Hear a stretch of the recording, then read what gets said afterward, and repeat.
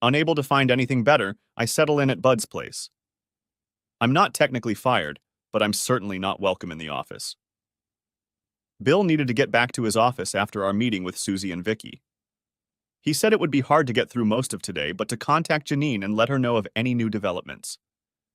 According to Tracy, Bud is somewhere in Houston right now, checking out a hunch. I wish he would wait so I could go with him, but Tracy said he left first thing this morning.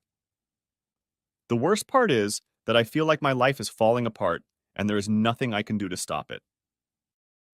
I know I have good people working for me, but I've always been a person who rolls up my sleeves and gets my hands dirty. This waiting was driving me crazy. Even the report Tracy handed me from Bud did little to ease my frustration, as the audio and videotapes from my house last night revealed nothing significant. It's been a hell of a day, and it's barely noon now. In some ways, today is worse than yesterday. Yesterday at least I was doing something, albeit flailing around like a chicken with its head cut off. I'm finding that my attitude towards Susie and marriage is slowly changing.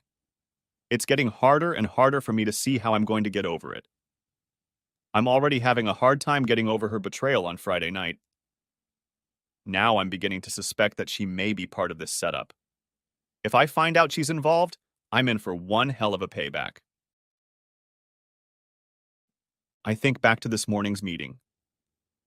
As we were leaving, I asked Bill about the stunt he pulled at the end of the meeting. In a way, he pissed me off. Actually, it's more than that. I'm not angry, I'm jealous. He got to her. He waited 10 years, but he finally got his chance. From the way I feel right now, I don't want to wait that long. A knock on the door startles me a little, and I look up from the office I've borrowed from Bud to see Tracy walking in. "Bud's on the phone for you," she says. "Bud," I say into the receiver, picking up the phone. Tracy smiles at me and leans over the desk. For a moment, I get a heavenly view of Tracy's blouse. Tracy gives me a mischievous smile, knowing exactly where my gaze is going. She presses the lighted button on the front of the phone, and suddenly I hear the sound of Bud talking to someone. Tracy presses the hands-free button, and Bud's voice comes out of the speaker. "Bud?" repeat I. "What the hell took you so long? Tracy had to give you lessons on how to use the phone? If you only knew how close you were to the truth." I laugh. Tracy smiles at me and finally straightens up and walks back to her desk, but not before wiggling her hips a little exaggeratedly on her way out. "I wish I could go in there with you, Bud." "Yeah, sure, but you'd only slow me down. We've dug up a few things here, and very important ones at that. But before I dump them on you, I want to wait until I get things straightened out. Do you think you can set up a meeting between us and Benner for tomorrow morning?" "Tomorrow morning, Bud, that's going to be a little difficult. I have a meeting at the firm where I have to give them my answer. Bill and I barely had time to study the package they offered, so we set the meeting for tomorrow morning." "Damn," Bud grumbled. "Well, you need to hear what I've dug up before you meet with them, and especially before you meet with your wife and her lawyer.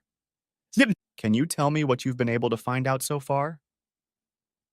I don't want to be cryptic, but I don't have everything set up yet, and it's best to keep things quiet until I know for sure. So we need to meet tonight. You need to set a time when the three of us can talk, and it needs to be late because you're going to be really busy the rest of the day. I need you to fly to Houston right away." "Pronto? You mean right now?" "The sooner the better. But before that, set up the damn meeting." "Okay, I'll do it here. I'll have Tracy find me a flight while I try to set up a meeting for tonight. Do you think 9 o'clock is late enough? And where can I meet you when I get there?" "I think not until 9 o'clock. And no, you won't be meeting me here in Houston. On second thought, it would be better to do it later, say 10 o'clock at night. Make an appointment at my office in Dallas. While you're in Houston, you'll have a little work to do. We have a background on your secretary. She's really here, if you can believe it." "You're kidding me." "No. And I know you need to communicate with her, so write down the address and get your ass over here." I scribble furiously as Bud gives me the address of the apartment. He once again reminds me to make an appointment for tonight, and we hang up. I call the number I have for Janine first, getting up and walking over to Tracy's desk in the reception area. Janine answers on the first ring, and I quickly bring her up to speed on the search for Heidi. Just as quickly, she tells me that there's no way in hell I can talk to Heidi alone. She tells me to book her a plane ticket along with my own, and that she will meet me at the airport. I give Tracy my American Express card and ask her to perform magic at the airport for two. I tell her to find the first flight to Houston and find a return flight that lands at Love Field around 9 p.m.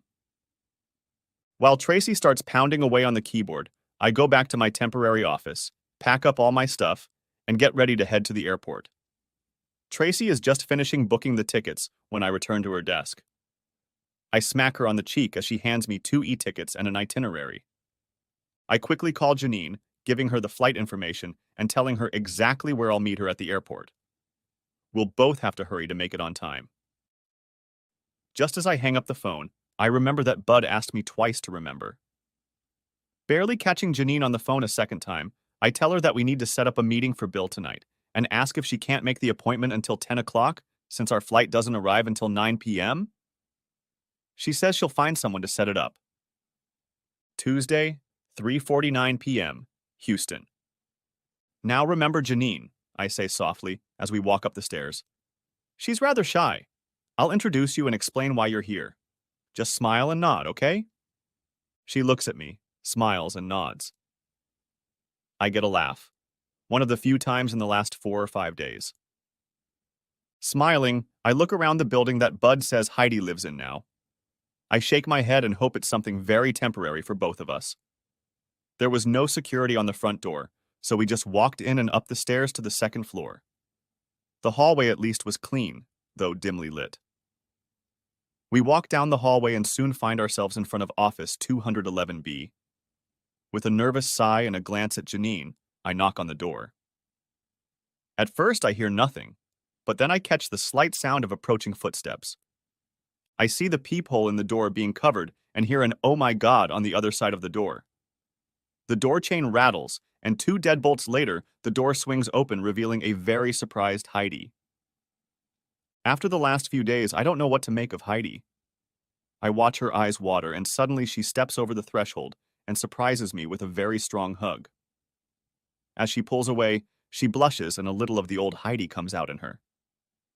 She smiles shyly at me and only then notices my coworker. "I can't believe you're here, Mr. Vickers. I don't even know how you found me, but I guess I shouldn't be surprised," she says, keeping her eyes on Janine. I watch as she considers the tight blouse and skirt that Janine seems to favor. "Mr. Vickers?" she asks in a veiled and slightly disapproving tone. "Heidi, you've been calling me Jake for 10 years now. I see no reason why you should change now." A smile touches her lips faintly, but she casts a wary, suspicious glance at Janine. Suddenly, I realize that if my assumptions are correct, Heidi has no idea what's going on in Dallas, and she's wondering why I'm here, next to Janine.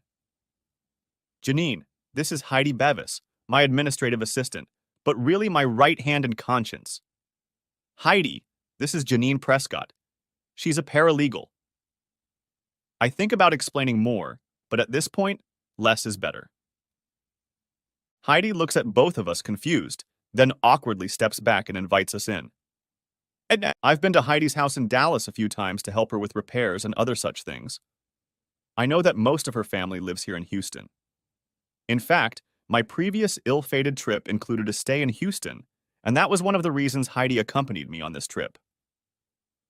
Heidi ushers us into a small living room and offers us a seat, asking if we would like something to drink. We both politely decline. "You're hard to figure out, Heidi," I tease her. She looks confused and then puzzled. "I'm sorry I left so soon. I wanted to stay long enough to make sure they replaced me with someone good enough for you, but they told me not to worry about that and that it was more important that I come here to Houston to help my brother." I realized that Heidi must have just answered a few riddles, but I didn't know which ones yet. "Heidi, are you okay?" I asked sincerely. "Are you in trouble?" She looks puzzled again. "Yeah, I'm fine. I was more worried about you. I tried to call you this morning, but no one was picking up. Then I tried to call Mr. Weston, but they told me he wasn't available. So I called the front desk and asked for you, but they said you weren't working there anymore." Mr. Vickers, are you in trouble? I was told it was just routine. You didn't get fired because of me, did you? She asks, casting another suspicious glance at Janine, who has now taken the chair across from me. Despite the seriousness of my situation, I can't help but notice the long leg exposed from beneath her short skirt. I have to force myself to focus on Heidi. Suddenly, I find myself in one of those situations where I don't even know what to do. I glance over to Janine, but she shrugs indifferently.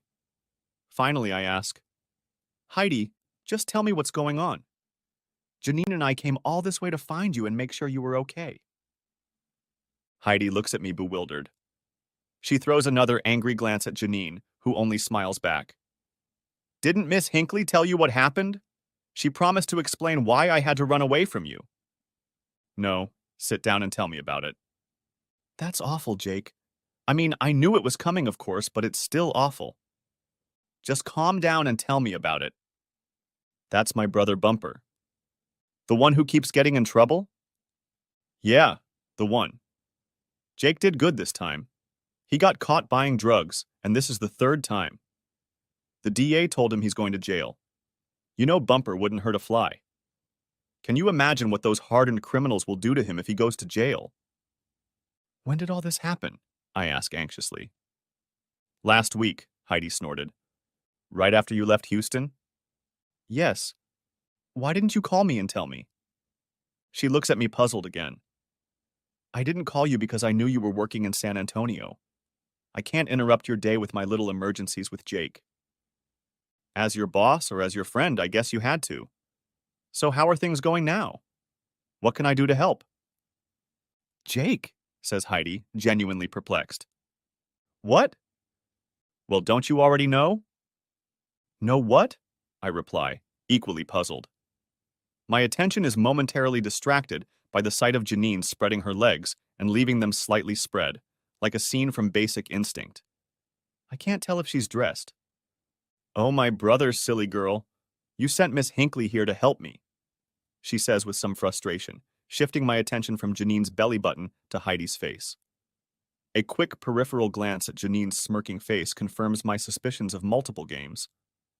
Miss Hinckley showed up, didn't she? I continue. Did she help you? She didn't call you back? For a moment, I think about playing along and seeing how it ends. Then I shake my head to stop thinking about such nonsense and choose what works best for me. Heidi, I didn't send Miss Hinckley here. So why don't you tell me what happened?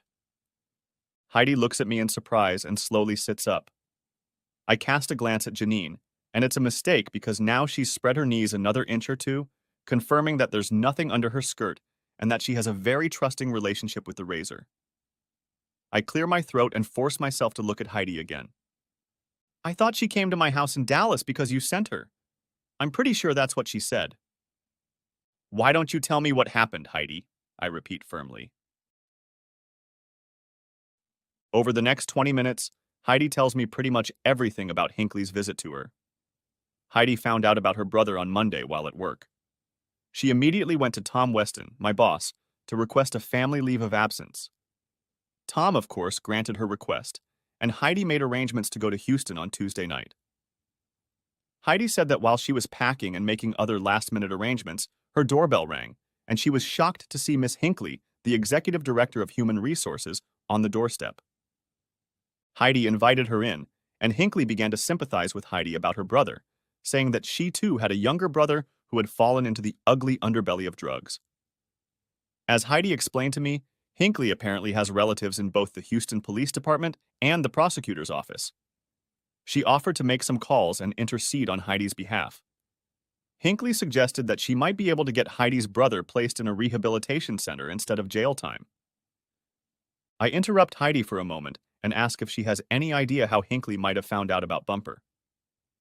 Heidi looks at me puzzled again for a moment and says that Mr. Weston must have told her. Out of the corner of my eye, I notice Janine writing something down on her little PDA and realize she's making sure we follow up on the developments. I turn to Heidi and ask her to continue the story. Heidi was understandably excited about any chance of her brother not going to jail. She enthusiastically agreed to Hinckley's plan. Hinckley proved true to his word, and her brother was indeed sent to a rehab center. Heidi had been in Houston since last Tuesday and planned to move here permanently so she could continue to help her brother. She had already contacted a real estate agent to sell her apartment in Dallas. I knew Heidi's parents were divorced, her father's whereabouts were unknown, and her mother could usually be caught socializing with a bottle of vodka. So, everything seems to be okay? I asked a little suspiciously. Thinking about how close Hinckley and Schmidt were, I suddenly remember the old saying about Greeks and gifts. As good as it gets. If the world were perfect, my brother wouldn't be on drugs. But the center he's been sent to seems very promising. I have hope that he'll be able to quit. I smile, genuinely happy for her. In the time I've known her, she's been through several depths of hell for her brother, for her entire family. For a moment, I decide whether to bring up the affidavit. Heidi has enough turmoil in her life as it is. So you got a partner? Asks Heidi unexpectedly, bringing my thoughts back to the topic at hand. No, Heidi, I reply. Anything but, I think to myself. It wasn't, replies Heidi in surprise. You have nothing to worry about, Heidi. Everything will work itself out when the time comes. But Miss Hinckley said it had already been decided when I saw her last Tuesday, continues Heidi. Said?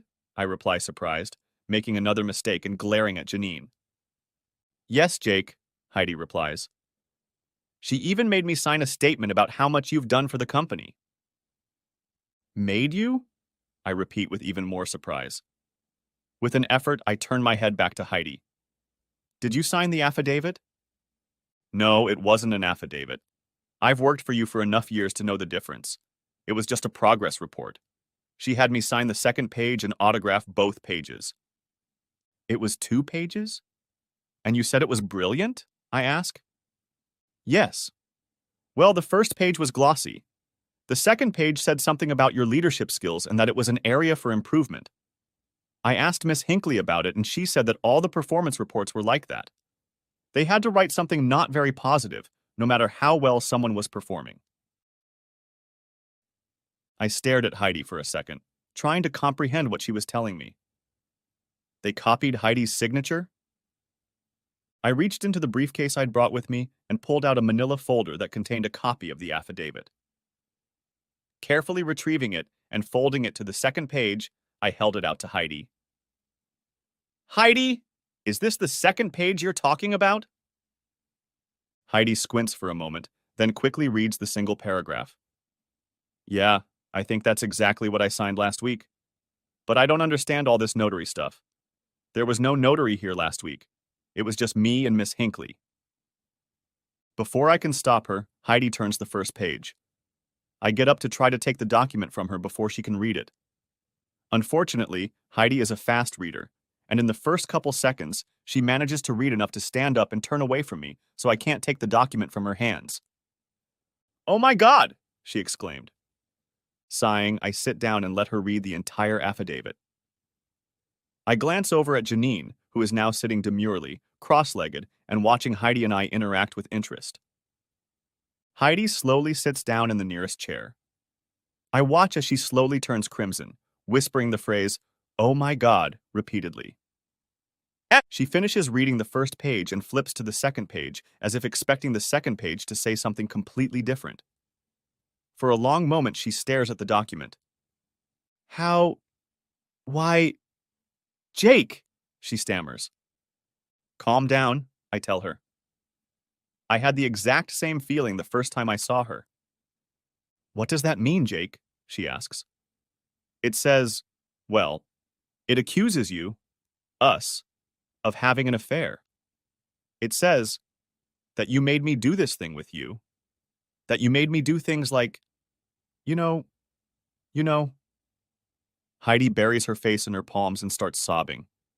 I start to get up and walk over to her, but Janine reminds me to be careful. Heidi, I have to ask you a question that I already know the answer to. I knew the answer before I even got here, but I have to ask it anyway. Did you sign that affidavit? No, she states emphatically. I signed your performance evaluation. You didn't sign that document? I repeat. No. But the second page, does it look familiar? Is it the page you signed? But the first page is different? No, I mean yes. The second page is the same. The first page is a lie. A page of disgusting lies. I would never do anything like that. We would never do anything like that. And you would never do that to Susie. Heidi, will you sign a legal affidavit that you did not sign this document as it is now drafted? Definitely, she says, and anger creeps into her voice. What does all this mean, Jake? Are you in trouble, Jake? Am I in trouble? Is Miss Hinckley behind all this? What does this mean for my brother? Oh my God, what does it all mean? It's going to be okay, Heidi, I soothe. Don't worry. You didn't do anything wrong or get in trouble. The important thing is that you stay here in Houston and take care of your family and your brother. Okay? Don't worry about anything else. I'll take care of it, okay? Just keep me posted on what's going on in your life. Heidi snorted and nodded. But what about you, Jake? We're talking about that you forced yourself on me. I smile to allay her fears. You don't have to worry about me, Heidi. Those who know me well know the truth, and your signature on the affidavit will help eliminate any other problems. And Susie? Does she know about this? She asks. I just nod. Oh my God, how is she feeling? It must be awful. She doesn't think you and I did anything? Susie's struggling a bit with the enormity of it all, but you don't worry.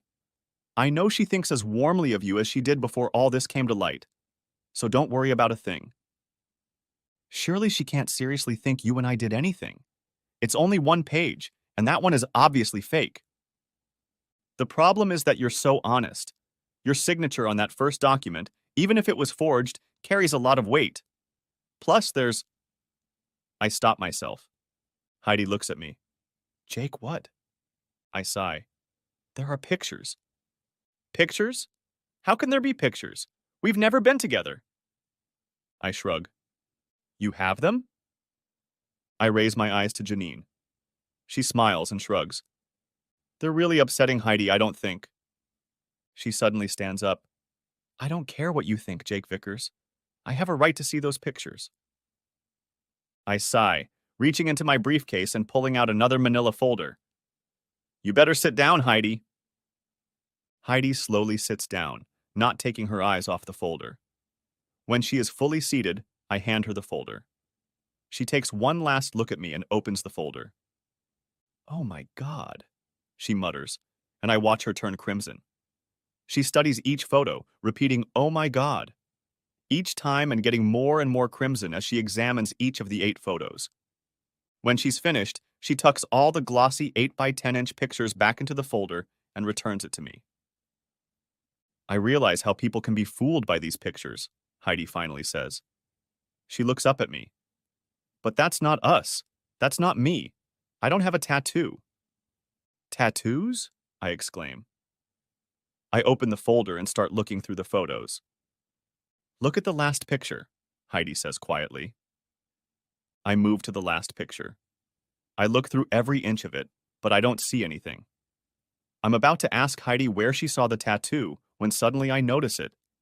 Above the sheet, you can barely see the outline of some kind of tattoo. Wow, I muttered to myself. This could be important. You won't mind if we include a statement in the affidavit that you don't have a tattoo? Heidi nods her head.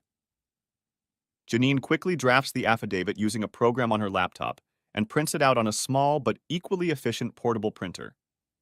Being a notary public, she can also notarize the document. It seems unbelievable, but in just a few short hours, we've managed to identify a lot of suspicious activity and cast doubt on the idea that Heidi and I were in that bed. I get up to leave. I walk over to Heidi and give her a hug. Heidi hugs me back. I'm sorry, Jake, she says. I'm sorry too, Heidi, I reply. I hug her one last time, and then Janine and I walk Heidi to the door.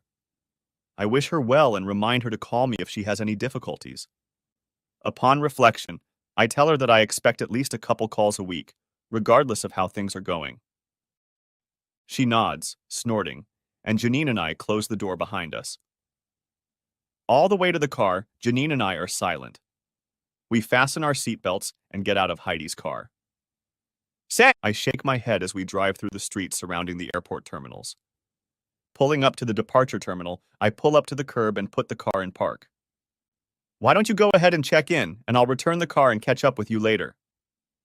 She looks at me in confusion. I could ride with you to the rental place? We both don't need to haggle over a car or shuttle. Besides, you have a big bag with all your gear. You go ahead and I'll catch up with you. She looks at me for a moment and shrugs. I think she's just realized that all of our games have come to their logical conclusion. She makes a move to open the car door, but then stops and turns to me. You don't trust me, Jake? I turn and look straight into her eyes. Nonchalantly and without a shadow of sarcasm, I feel my life. She laughs and opens the car door and gets out, looking back out the window.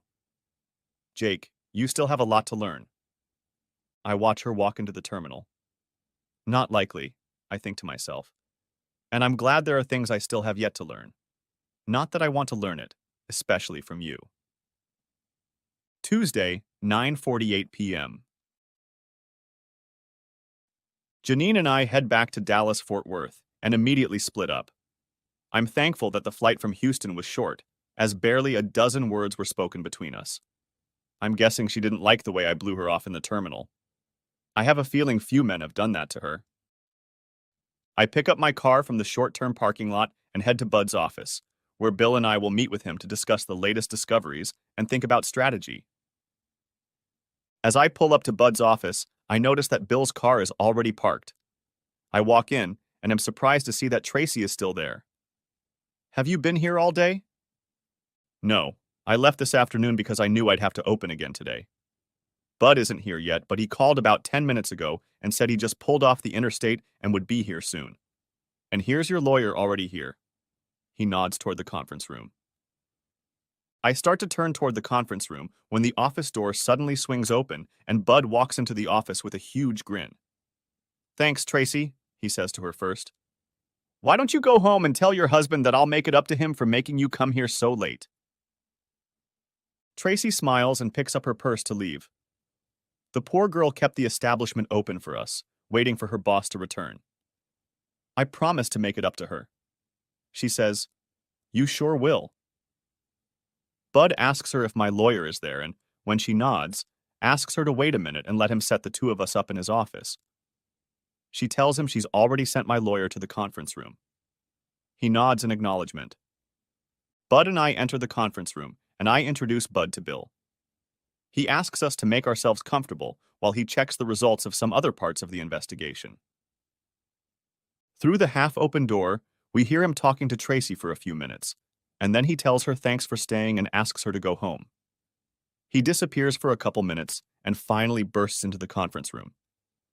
Sorry to keep you both waiting, Bud says, walking around our chairs and moving to the other end of the table. I wanted to get the latest reports from Tracy and my staff, he explains, settling into his chair. Bud glances at my face and grins. I'm sorry, he says. I know it's not funny, but you look like you're about to explode. So let's get started, shall we? What do you say? I'm all for it. I almost explode. Bud laughs again. Okay, first let's look at the original affidavit they say your secretary signed. He pulls out the original affidavit and places it on the table. First off, Jake, do you know anything about printers and the Secret Service? The Secret Service? I ask. Yes. The U.S. Secret Service is part of the Treasury Department. Everyone knows they are directly responsible for protecting the president, but their original mandate was to protect the nation's money supply. When counterfeiting occurs, it is the Secret Service that is involved. What does the Secret Service have to do with Susie and me? I ask, a little alarmed. Nothing, except that they've done us a big favor. What do you mean? With the advent of computers, especially printers, copiers, and the like, it's become much easier to print out something that looks like a $20 bill. Of course, for a quality counterfeit bill, you have to use the right paper and watermarks. That's another story. But it is possible to print something that looks very authentic at first glance. The Secret Service talked most, if not all, printer manufacturers into printing an almost invisible mark on every sheet of paper. Almost every color printer sold in this country prints an invisible, unique identification code on each sheet of paper. The mark only shows up when the right ultraviolet light is used. Even if you guessed how to see it, it would mean nothing to you because it's a code. I'm starting to get worried. Are you saying we can tell what printer these pages were printed on? Not only that, son, he continues. Since printers are connected to computers, and computers have a concept of time, this invisible mark contains not only the printer's unique code, but also the date and time. If you discover this mark and learn how to decipher it, you can determine not only which printer printed a piece of paper, but also on what day and at what time. Actually, seeing the mark is very easy. You just need the right light source. The hard part is figuring out how to decipher the mark. Unfortunately, every printer manufacturer has developed their own code. But lucky for us, I know a guy who has those codes, and I showed him your affidavit. And what did he find out? Asks Bill before I can answer. Both pieces of paper were printed on the same printer. Oh, I say, hoping to hear otherwise. But they were printed at different times, he adds with a smile. At different times? I repeat. Yes, both sheets were printed on January 17th. The second sheet was printed first at 7:03 a.m. The first sheet was printed 15 hours later, at 10:13 p.m. How can that be? Stunned, I ask.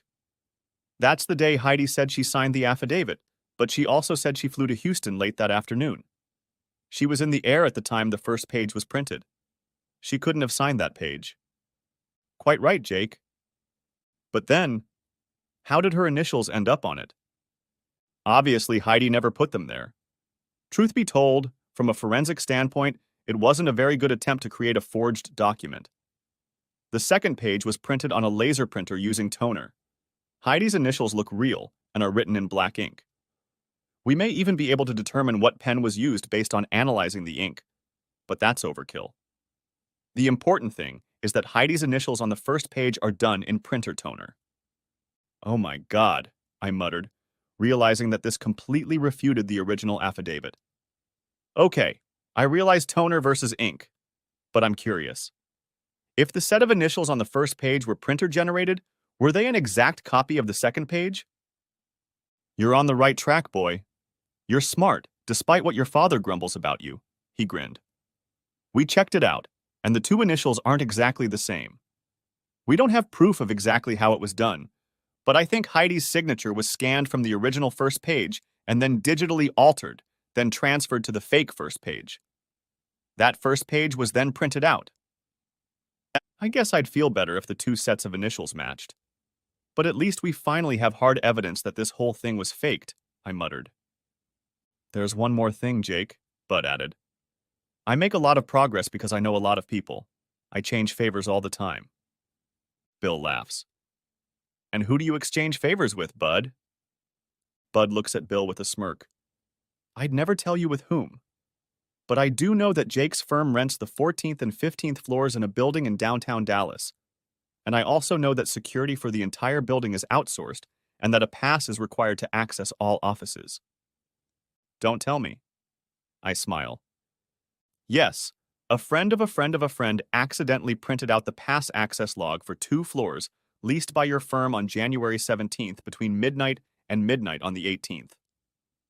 And, I ask, not wanting to stay in suspense. See for yourself, he grins, taking the printout and tossing it on the desk. With an equally interested Bill over my shoulder, I quickly scan the report.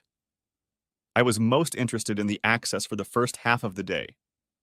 A few tokens were checking in and out in the early morning hours. I figured they were either maintenance or security personnel.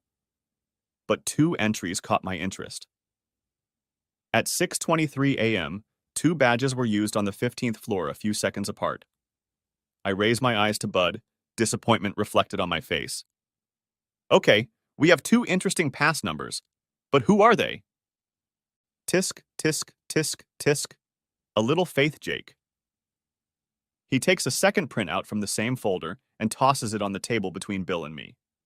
I laugh. You like to drag this out too much. Bill takes the second printout, which apparently lists all the pass numbers for everyone in the building.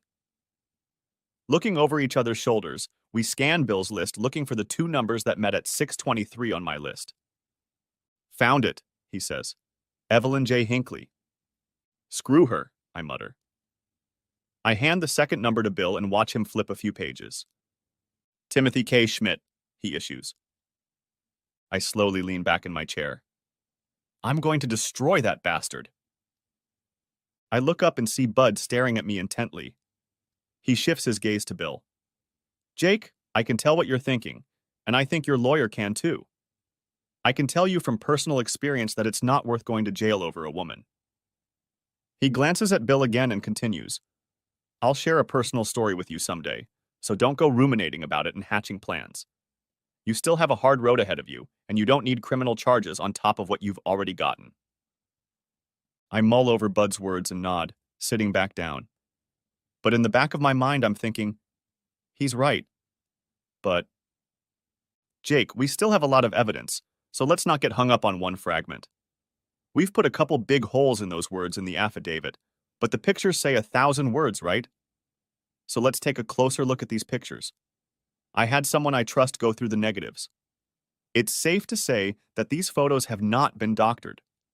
The person who took these photos used regular ASA film, not a digital camera. A digital photograph can always be declared a forgery, whether it is or not. But it's much harder to clean up a negative with an airbrush. I don't know if it was done on purpose, but they've created a largely uncorroborated set of evidence. I'm sorry, Jake, but the pictures are real, and I have to believe you're the one starring. Bud looks at me for a moment before continuing. We suspect the photos were staged, and we can prove it with small pieces of evidence. For one thing, we know that someone else took the photos. The only way one of the two people in the picture could have operated the camera is with a remote control and a tripod. My examiner zoomed in on several photos, focusing on the items on the night table. The first 3 photos were taken from virtually the same position and watch. We know they were all taken at 1:30 a.m. Interestingly, the position of your Jake's body is identical in all 3 photos. Now, in the 4th photo, things get a little more interesting. The time has changed to 1:31 a.m., and this photo is the only one that shows any movement on your part. In the other 4 photos, your body position is identical to the 4th photo. Unless you count my wife, it's highly suspicious that someone hardly moves at all while doing this. There is another interesting point about the 4th photo. The expert I took the pictures from thinks the camera has shifted a good foot to the left. How did you figure that out? Asks Bill. It's the calendar and clock on the night table, Bud replies. He pulls 2 more photos out of the folder, examines them for a while, and then places them on the table for Bill and me to see. Pointing to the first new photo, Bud continues, This is an enlargement of the nightstand from the 3rd photo. From the camera's point of view, notice that the calendar is in front and to the right of the clock. The leftmost edge of the calendar overlaps the right edge of the clock. Now look at the same view from the 4th photo. We are distracted for a few moments and immediately see what Bud is pointing out. The enlargement of the 4th photo does indeed show a small gap between the calendar and the clock. I can see that, I say. That gap could only appear if the clock, calendar, or camera were moving, and it's safe to say that the clock or calendar did not move.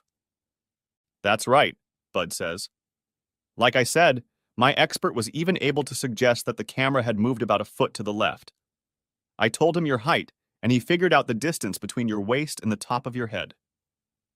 Taking that as a basis, he figured the camera was about 9 feet away.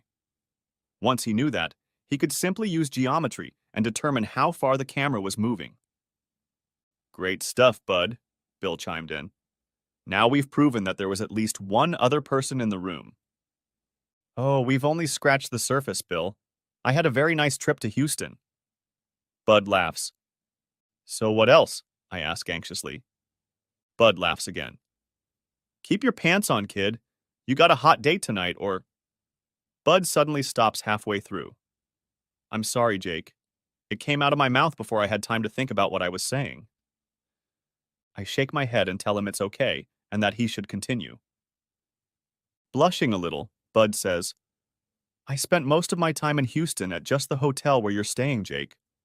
I asked around and got the name of the bellhop who was there the longest. If you want to know what goes on in a hotel, talk to the bellhops or janitors. I found one young guy who'd worked there for a few years, and all he needed was a picture of Grant to get him singing at the top of his lungs. The first thing I did was show him one of those pictures and asked about the calendar. He said they didn't use anything like that in the rooms. A calendar like that could only be there if a customer brought it in. Then this bellhop starts playing detective on me, pouncing on the photo.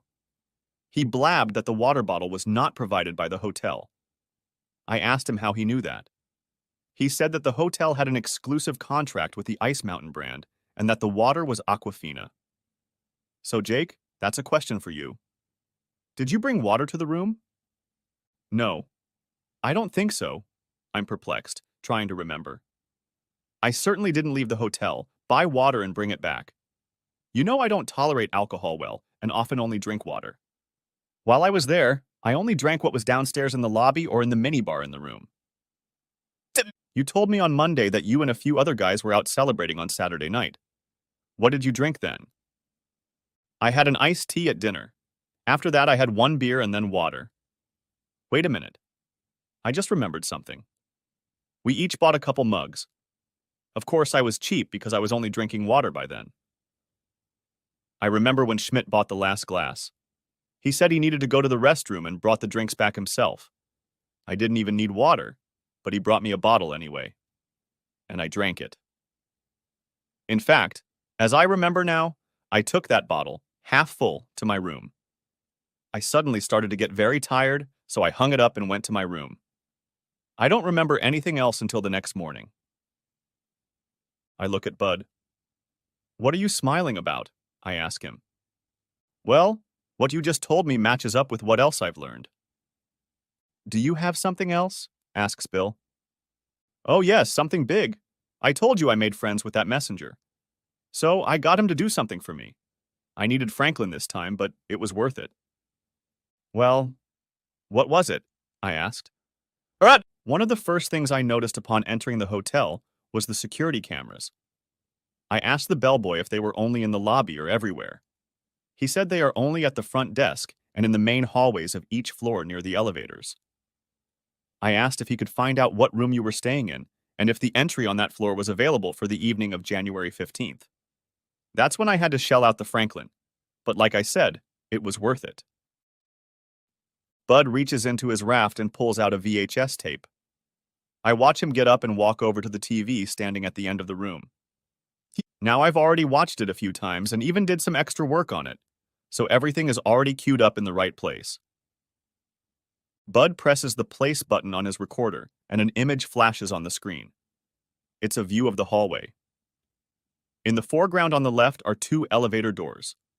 To the right is a merchandise kiosk and one of the old floor ashtrays for cigarette butts that has been turned into a trash can.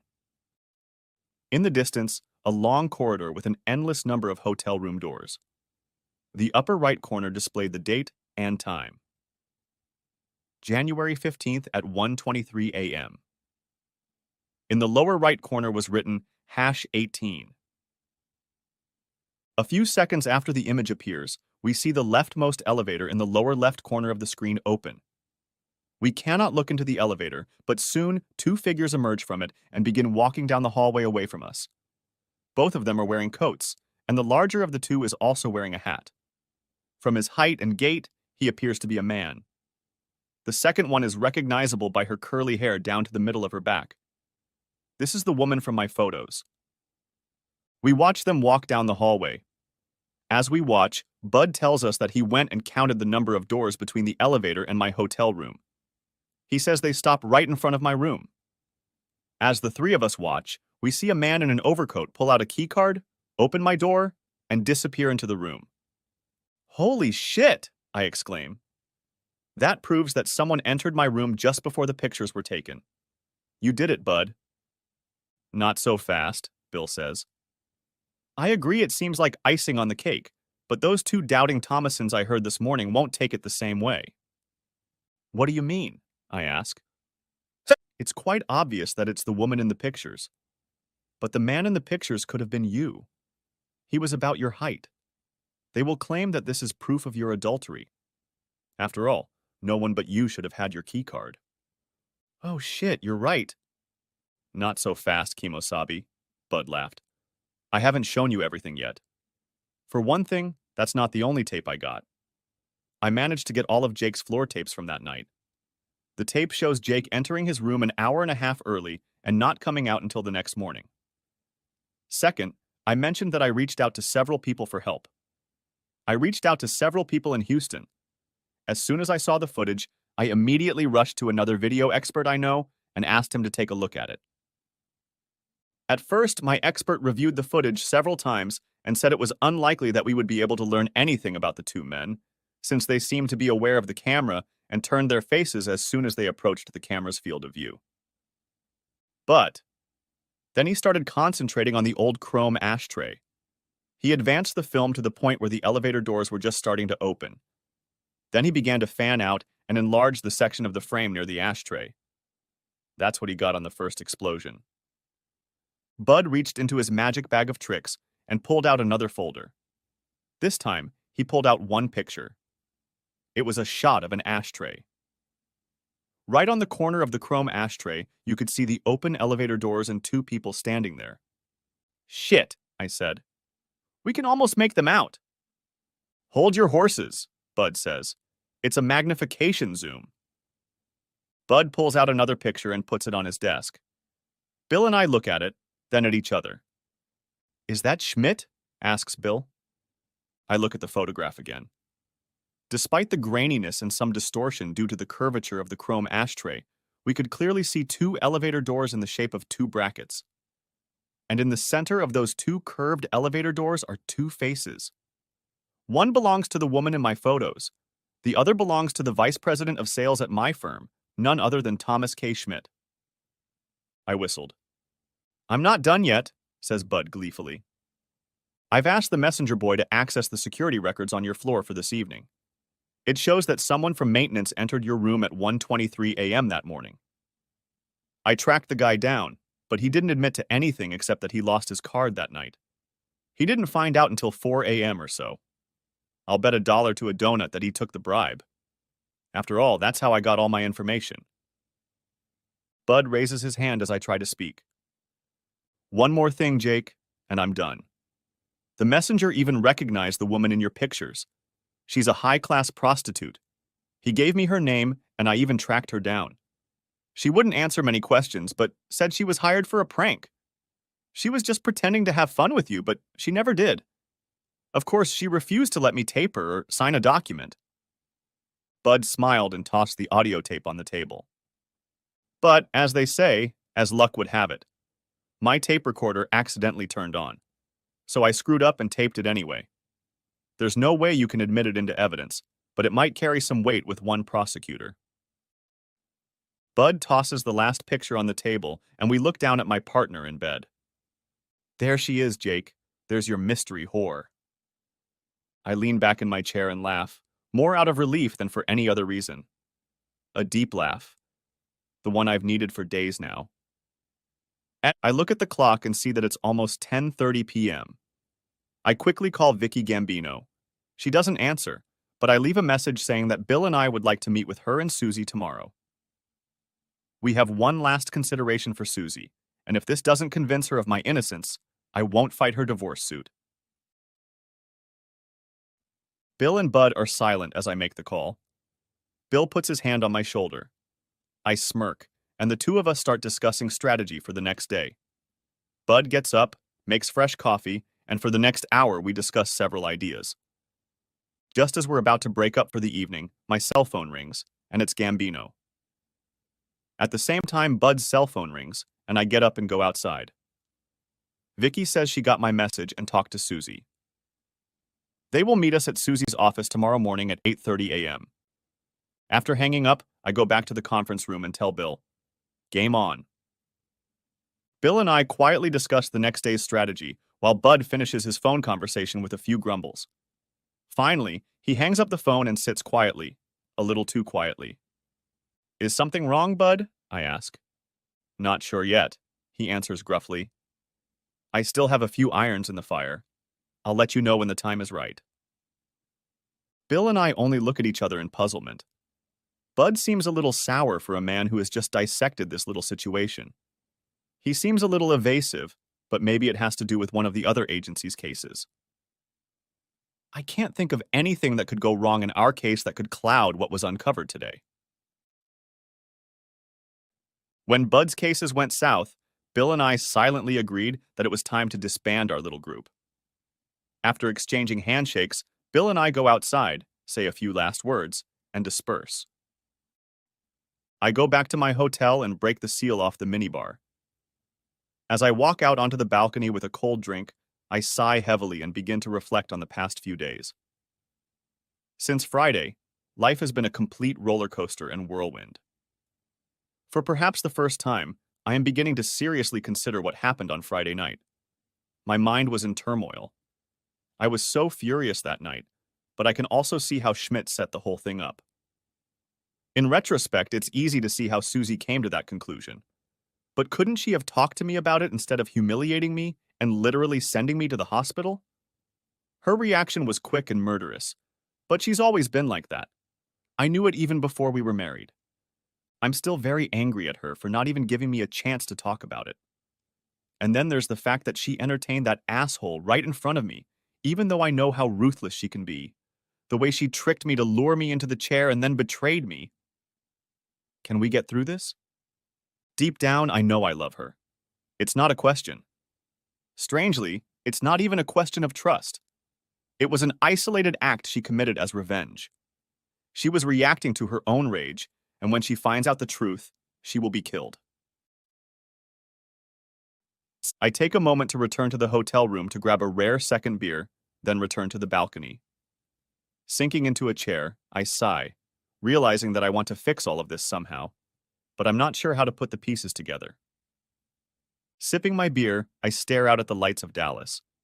I feel like quaffing one and getting drunk, but I know I need to get my thoughts together for my meeting with Susie tomorrow.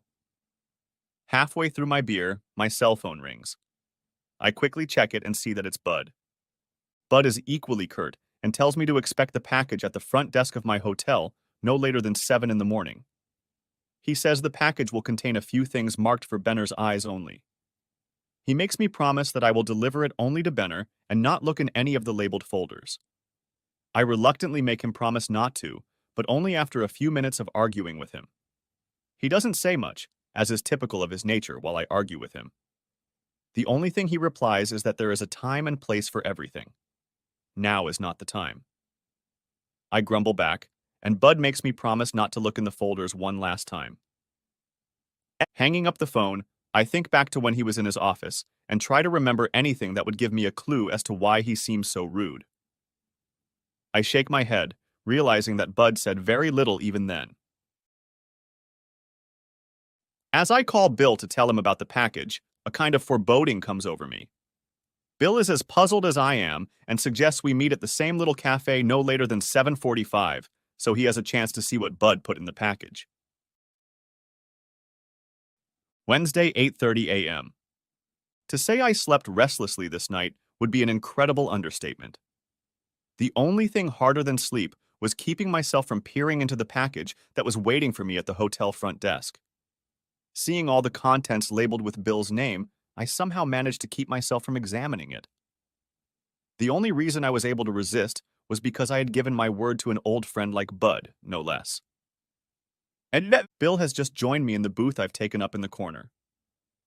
First, I lay out on the table the coffee I bought him and then Bud's package. He lifts the lid of the box, frowns, extracts 2 folders from it, and then stands up and walks a few steps away. He looks through both folders while I retrieve a voice recorder from my jacket pocket. It's also labeled for Bill, but I kind of broke a promise I made to Bud. I promised not to look in any of the folders.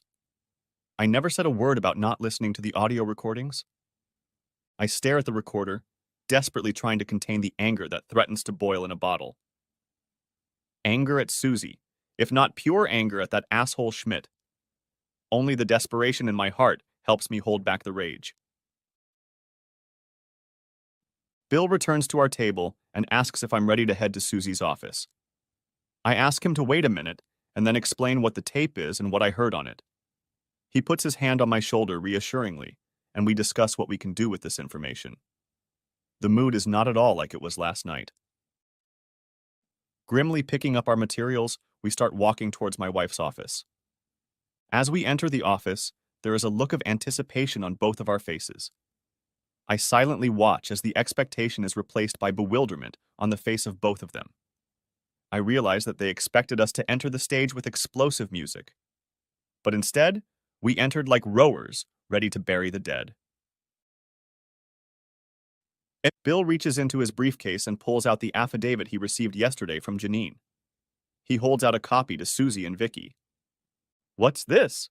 asks Susie. "I suggest you read it," says Bill. "It speaks for itself." "Where's the original?" asks Susie. "We have it. We plan to return it before we leave," says Bill. Both quickly scan the document and look at each other. "Did you see Heidi before she signed this?" asks Susie. "Yes, I did," Bill answers for me, and I remain silent. I can feel my anger burning in the back of my mind. I don't trust myself to speak up. "Then I agree with your counselor. This document speaks for itself," says Susie. "It states that Heidi, when Jake is in front of her, will sign anything." "What?" I shout. Bill's hand instantly and firmly squeezes my forearm, suppressing the next words that should have come out of my mouth. "Of course she signed it, Jake. She was your secretary for years. She's been your mistress for an unknown amount of time.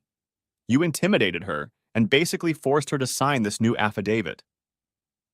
"Have you completely lost control of all your feelings?" I reply incredulously. "You're completely ignoring everything you know about Heidi and me for the last 8 years." "You've been cheating on me." "I have no idea who you are," replies Susie. "After last Friday night, I can say the same thing." I hiss, forgetting my promise to let Bill talk. He squeezes my forearm even tighter in response. At least this time Susie has to look away. But only for a moment, and when she looks me in the eye again, the prosecutor's mask is already in place.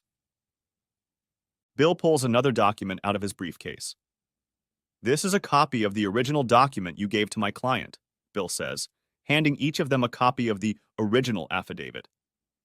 "We're curious if any of you noticed the difference in tone between the first and second pages of the affidavit, which you apparently believe to be true. Did you notice that page 1 is a harassment complaint? The second page accuses my client of poor leadership skills as if it were a performance evaluation. The two pages don't fit together." "It sounds like you and your client share that opinion," says Vicky Gambino. "Susie," I whispered, forgetting my promise again. "Heidi told me she's never seen that first page. She says the first page was my certification.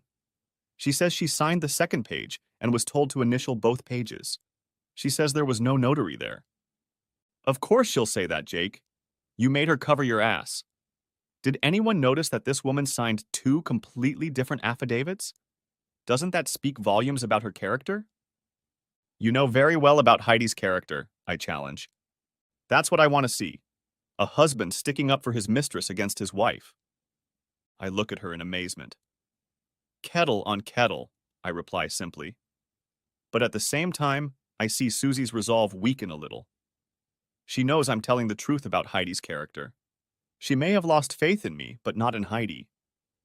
"Why hasn't Heidi said anything about this until now? She should have found out about the affidavit as early as last week," Susie objected. "Heidi's brother relapsed into drug addiction and was sent to prison. Heidi was in Houston with her family trying to deal with the situation. I wonder if any of you would hazard a guess as to who actually signed this document," asks Bill, waving his hand over a copy of the original affidavit. Neither of them succumbs to Bill's ruse. The executive director of human resources herself, Miss Hinckley, went to Heidi's house to get Heidi's signature, just hours before Heidi left for Houston. Hinckley offered to help Heidi with her brother's problem. She told Heidi not to worry about how much time she needed to spend in Houston. Let her spend as much time as she needed.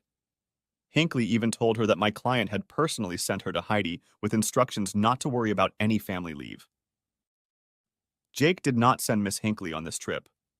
Why would the executive director of human resources go to such lengths to help Jake's former secretary without even giving Jake a heads up? Why wouldn't she send one of the several HR representatives who work under her? And that's not to mention that Jake didn't even know about Heidi's brother issues until yesterday. And from what we understand, Miss Hinckley is a close personal and professional ally of Mr. Schmidt, with whom you recently formed an alliance, if I'm not mistaken. Susie looks at me at the mention of her and Schmidt. For a moment, she turns pale, but then almost as quickly, the mask of stern prosecutor descends, and she throws her hands up theatrically. All these arguments are irrelevant, she says. The pictures themselves condemn you. Even if the woman in the pictures isn't Heidi, you were clearly having fun with someone else. I'm not divorcing Heidi. I'm divorcing you. Bill's hand tightens on my forearm again, warning me. Bill looks at Vicky and says, as we realized from yesterday's meeting, we had 2 and only 2 points of contention leading up to the divorce suit. While both of these points are damning on their own, together they make a compelling case. We have already cast great doubt on the first claim, the affidavit. We have more information that will completely destroy any remaining doubt about the original affidavit and prove that it was forged. The second affidavit is the photographs about which we have considerable doubt. Wouldn't it make sense for everyone to cool down, take a step back, and familiarize themselves with the facts before proceeding? The original affidavit has not been proven, says Vicky Gambino. As far as anyone knows, these photos depict Miss Beavis, and now she's trying to cover for her boss.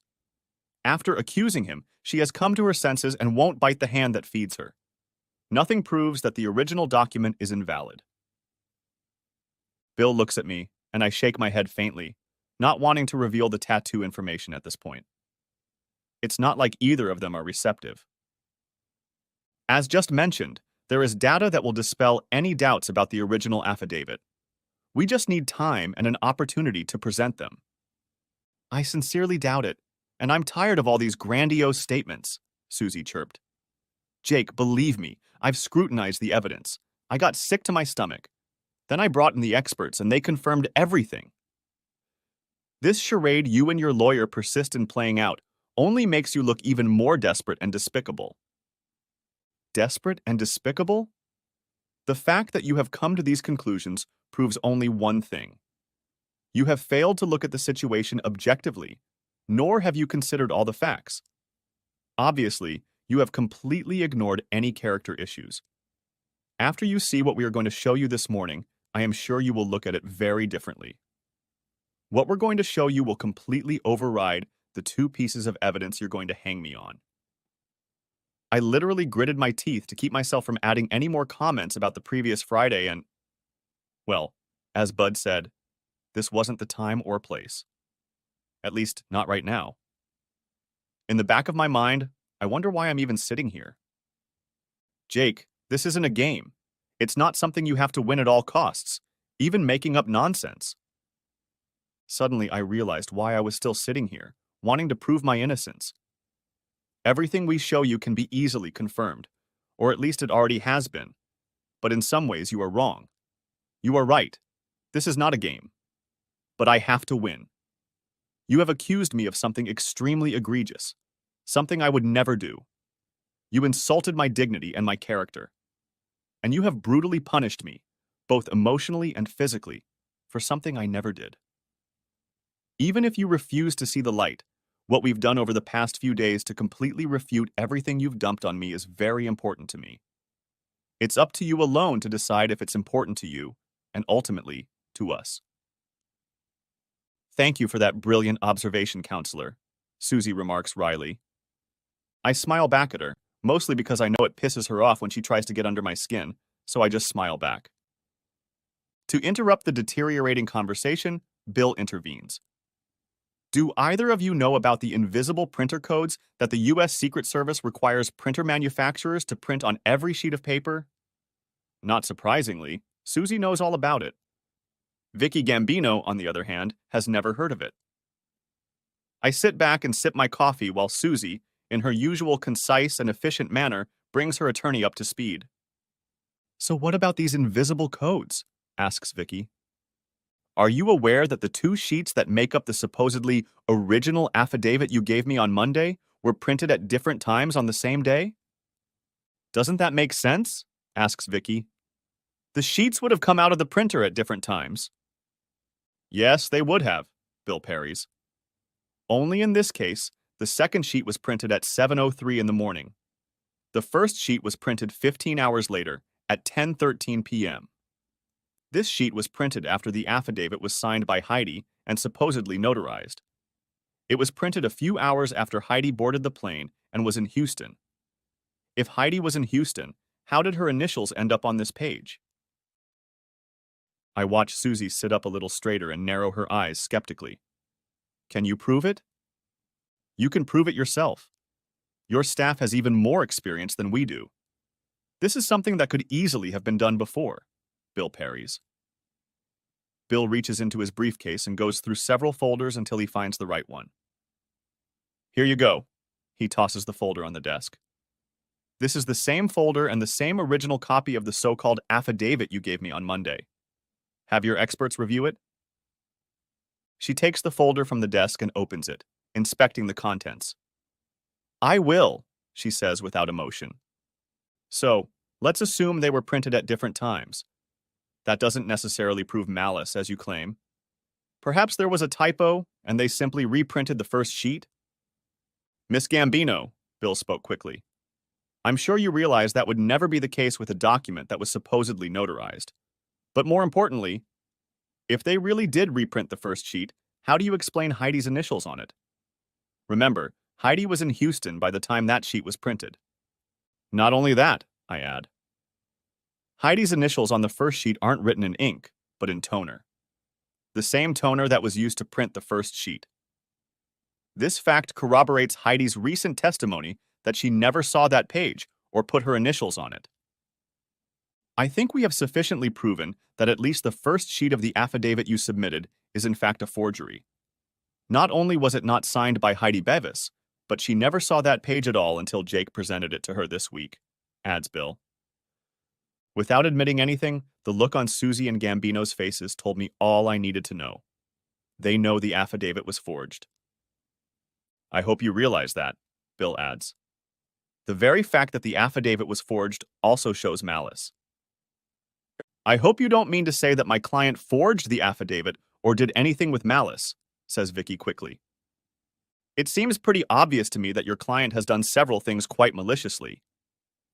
Hotly, I add. Bill's squeezing hand forces my mouth shut again. We're not implying that your client had anything to do with forging that affidavit. We even have evidence of who did it. It is unfortunate that your client did not do her due diligence to discover this information on her own. It only took us, with far fewer resources, a few hours once the document was in our possession. But we suspected from the beginning that it was fake, and your client did not. Bill raises his hand to cut off Gambino's objections. We want to move on and present you with other information. Reaching into his briefcase again, Bill pulls out another folder. Opening it, he holds out 2 copies of the pass log for the day the first affidavit was typed. We've already highlighted the important information about when access to the floor was gained, as well as who these badges belong to. Bill explains what these documents are and emphasizes that at the time the second sheet was printed at 7:03 a.m., the badge log indicates that there were only 2 people on the floor. Bill pauses, giving both women the opportunity to determine for themselves that those 2 people were Hinckley and Schmidt. Unable to hold back, Bill says, I know who gave you that affidavit, Susie, and I also know that you are aware that he and I have been feuding for years. You knew he'd had a grudge against me for a long time. You should have taken that into account from the beginning. He set me up, and you supported him. I cast a glance at Susie, and this time she can't stand my gaze and averts her eyes.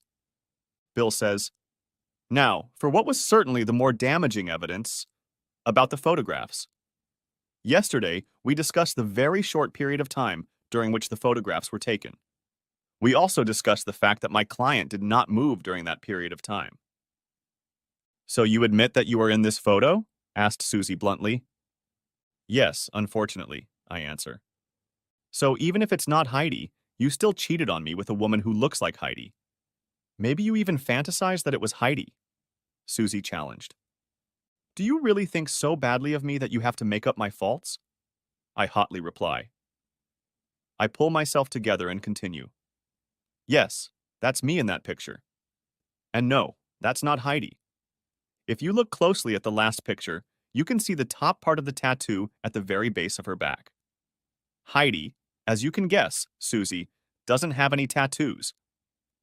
I'm convinced it's not Heidi, Jake. The problem isn't Heidi. The problem is you, Jake, Susie says with returning anger. I would like the opportunity to present our findings without being challenged on every point, Bill says. Susie looks at Gambino, then at me. No, she says simply. Fine, Bill says. This will only slow down our presentation, but it won't change it. For one thing, the reason Jake didn't move in the pictures is because he was on drugs. On drugs, says Susie. How do you know that? And why don't you tell me about it on Monday? I'll come back to that later. Right now, I just want to get on with it. Secondly, those pictures were staged. We've already agreed on the one about the clock and calendar. No, we didn't agree. You discussed and we rejected. Susie challenged again. Nothing was agreed upon.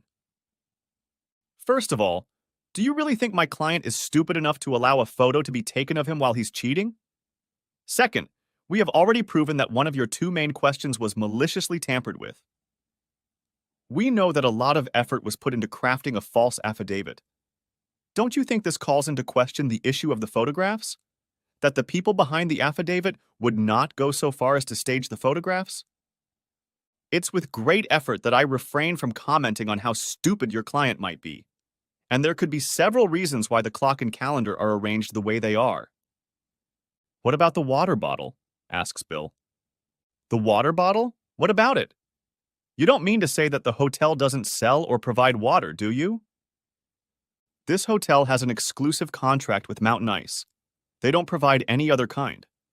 They don't sell it in the vending machines, or in the dining rooms, or in room service. If you look closely, this water bottle belongs to the Aquafina brand. It doesn't belong. You could have brought that water bottle yourself. Yes, and he did. And the bottle was given to him by Mr. Schmidt. How convenient, it's all Schmidt's fault, Susie challenged. Is he the reason you cheated? No, this whole situation isn't just his fault. It's also partially yours, I hissed. And I didn't cheat. This time, Bill only glared at me, and I sank back into the chair, heated. There's a witness. A certain Mr. Weston was with both Jake and Mr. Schmidt. We haven't had a chance to question Mr. Weston yet, but we're sure that when we do, he'll be able to confirm that Schmidt returned with the last of the drinks and a bottle of water for Jake. This occurred about 15 minutes before Jake began to feel drowsy. At that time, he said goodnight to both Weston and Schmidt and retired to his room, all by himself. I smile as Susie starts looking at her hands. She always does this when she's stressed or feels a situation slipping away. Did you see one of those flip calendars at the hotel? Asks Bill. Susie looks up. I'm not the person to answer questions. I'm going to assume you're dodging the question and have not seen one of those calendars in the hotel. Or have you seen one? No, she declared emphatically. Would you like to know who has one of those calendars on his desk? I added, improvising. I had no idea if Schmidt had such a calendar or not, but I can see the possibility of a bluff. Susie doesn't answer, her gaze drifting down to her hands again. We can prove there was a third person in the room. Do you have proof that there was someone else in the room? Asks Vicky. First of all, we know the camera was moved. The calendar and clock were turned to set the time and date for the person taking the pictures. Which begs the question. Why would you think my client would allow a third party to take pictures of him cheating? Or more likely that he was set up, as we've already proven with the affidavit. How do you know the camera wasn't on a tripod? It looks to me like it's at the same angle, asks Vicky, and Susie is now silent and looking at her hands. Bill explains that there is a zoom on the pictures, as well as the angle of the clock and calendar. He then reaches into his briefcase and pulls out a folder of negatives. Tossing it on the table next to the other folders, he suggests that they have their own experts examine it as closely as we have. I look back at Susie.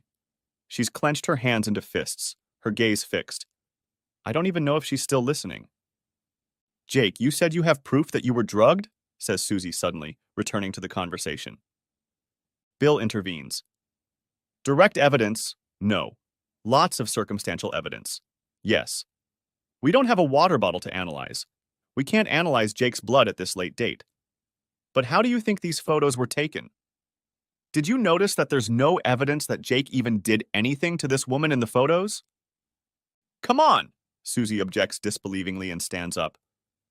I say, look for yourself, Susie. Only this time look with open eyes. Look without being blinded by what you wanted to believe I was capable of.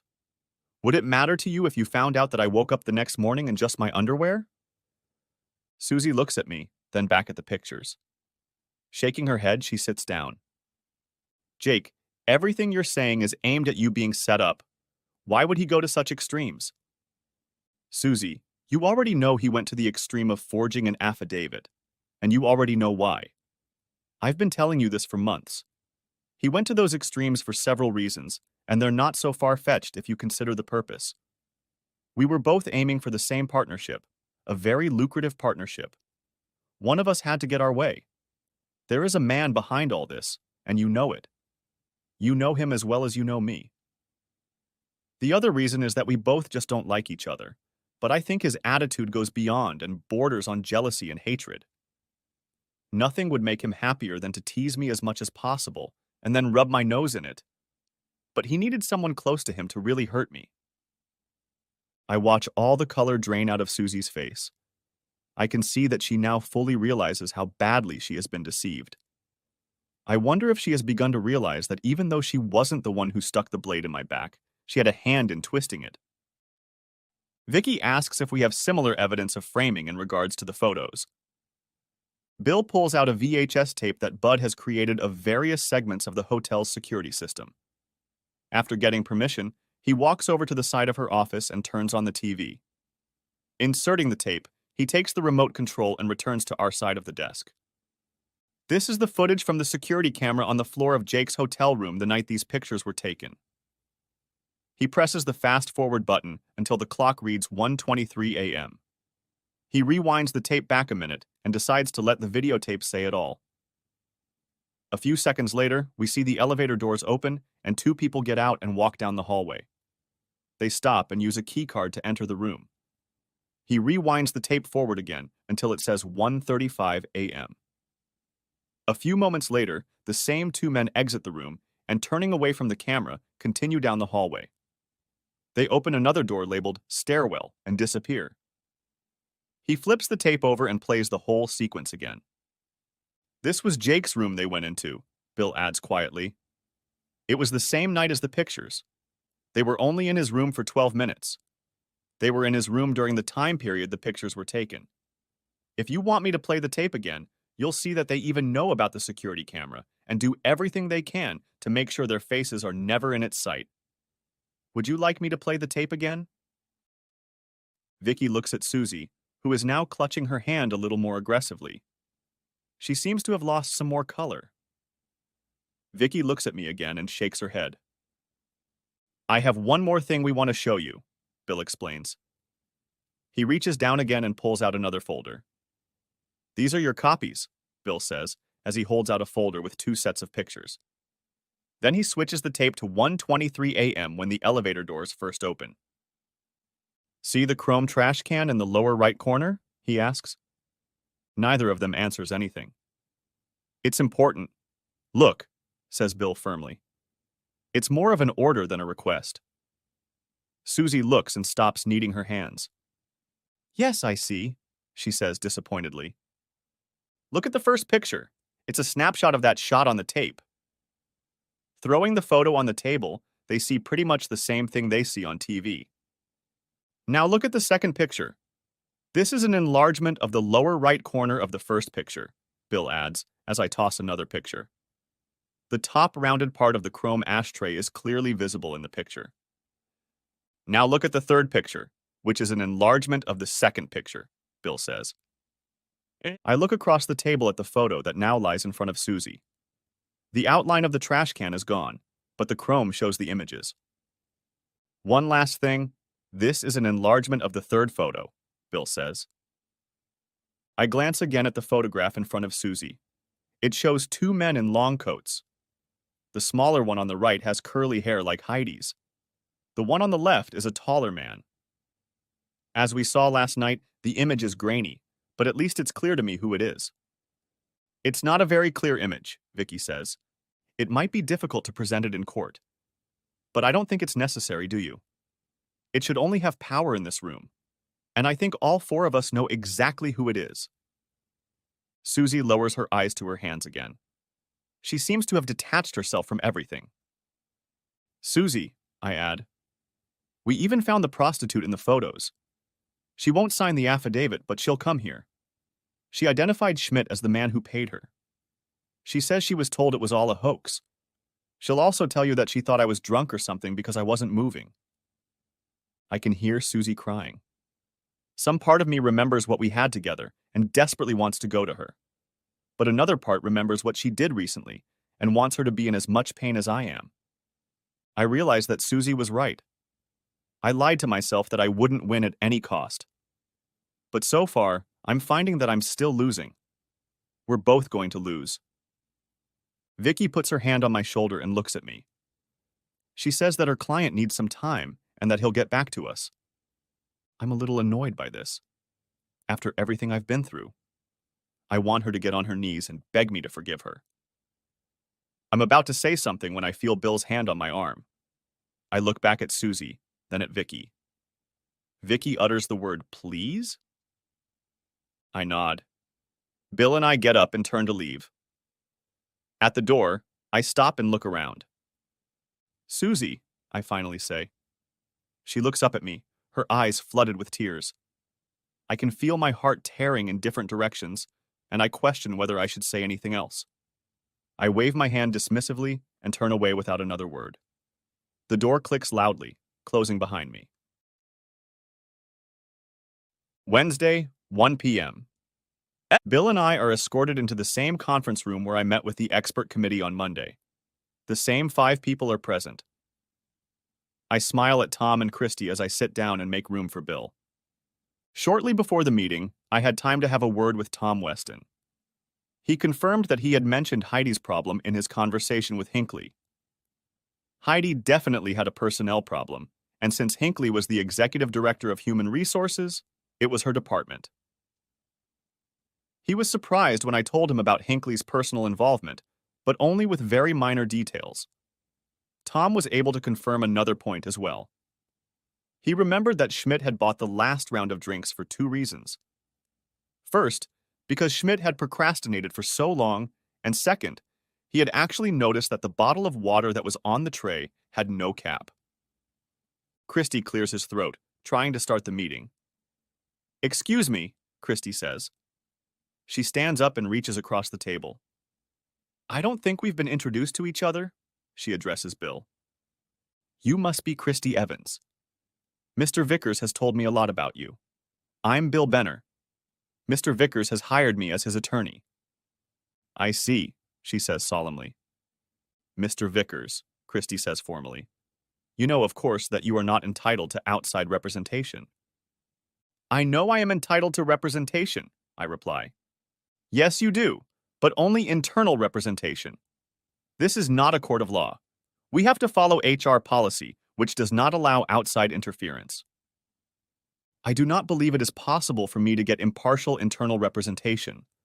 Therefore, I need external representation. If you believe otherwise, then I see no point in continuing this meeting at this time." I rise to my feet, quickly followed by Bill. Christy looks first at Tom, who nods, and then at Hinckley, who shrugs. "Mr. Vickers," Christy says dryly, "I have been appointed special counsel on this situation, and the partners have assigned me to handle the matter." An emergency meeting was held last night with all the partners of the firm, as well as members of this committee. After much discussion, the decision was made to terminate your employment with this company. The severance offer sent to you on Monday still stands, but only if you sign it now. In addition, you will be required to sign a document stating that you will not file any additional civil lawsuits against the company. I slowly sink back into my seat. Was this decided last night? I say, wincing. No one answers my question. I cast a glance at Tom Weston, who grimaces to my left. At a glance, I realize he was in the minority at this meeting. I look directly at Christy, who has a slight mist in her eyes and is doing her best to keep her composure. This day isn't turning out quite the way I planned, I think to myself. I feel an emptiness inside, a sudden loss. I invested myself in this company for years and then had to leave it on some damn asshole's trumped-up charges. I glance to my right and meet my eyes with Schmidt. The shit-eating grin on his face is too much, or maybe just enough, to inflame my insides. I look at Christy again. It was decided on Monday that I have until noon today to present to this board my response to the charges against me. The offer was made as a courtesy and was not binding on me in any way, Christy says obediently. Non-binding? Says Bill from my side. Mr. Benner, says Christy quickly, you have no standing at this meeting and I will have to escort you out of the building if you can't abstain. Shut up, Bill says, surprising everyone in the room, including me. Geez, now I distinctly remember why I didn't go into corporate law. Mr. Benner, interrupts Christy. You're going to hear me now, interrupts Bill, or you'll hear me in court, and I can assure you that what you will hear in court you will not like. Without waiting for a response, Bill began laying out all of the original charges and evidence we had uncovered over the past 2 days. I really enjoyed sitting back and watching. I especially enjoyed watching Hinckley. She must have changed 5 or 6 shades from white to crimson red when her personal involvement in this scam was revealed. I especially liked the way she blushed when Bill explained how she used the information provided by Tom Weston to convince Heidi to sign the original document. But the best part was when he described the hidden fingerprint codes and badge data. Bill also emphasized that the emergency meeting last night violated their policy regarding my termination.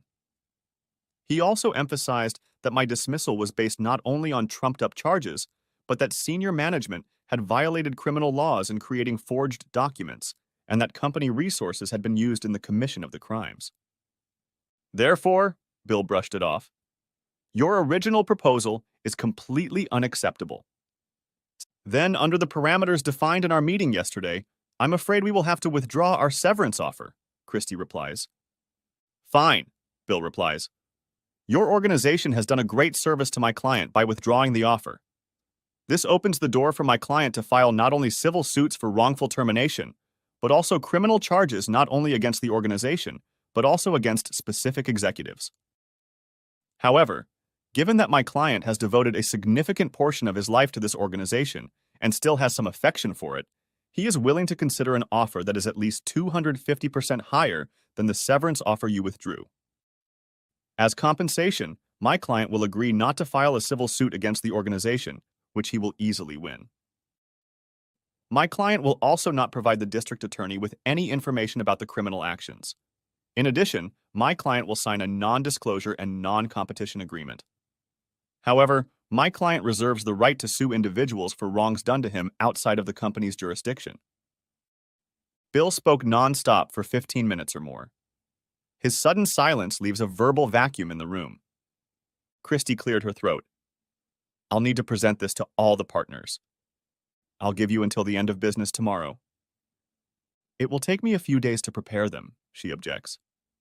You've had 2 emergency meetings within 48 hours. I'm sure you can have another meeting within the next 36 hours. I will prepare our documents for filing with the court tomorrow.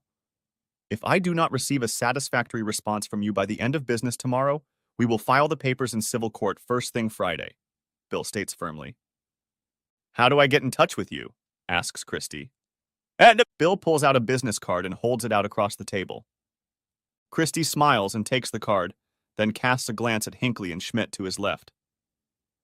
I'll need to see you both in my office right after this meeting. I'll start with you, Miss Hinckley. I have several meetings this morning. I can meet with you this afternoon. Hinckley explains. Schmidt leans back nervously in his chair. No, Christie says. You can follow me to my office. If you need to cancel any appointments, my administrative assistant will do it for you. Christie looks to his right. Tom, would you mind walking Mr. Vickers and Mr. Benner to the door? Tom nods and the meeting disperses. Tom chuckles, telling me that the other managing partners will easily agree to the new package once they see all the shit that's going on. We exchange thanks for our years of working as colleagues. He asks me to let him know where I'm settling in and not to be an outsider. And finally, he tells me he's not going to see me off. He figures I know where the door is and isn't too worried about me stealing the printer or anything else. We shake hands, and I see him quickly heading down the aisle, but not toward his office, but toward Christie's office. Bill and I laugh as we head for the door. So, do you think you won, asshole? I hear behind me as we walk past the empty conference room. I turn around and see Schmidt leaning against the door jamb.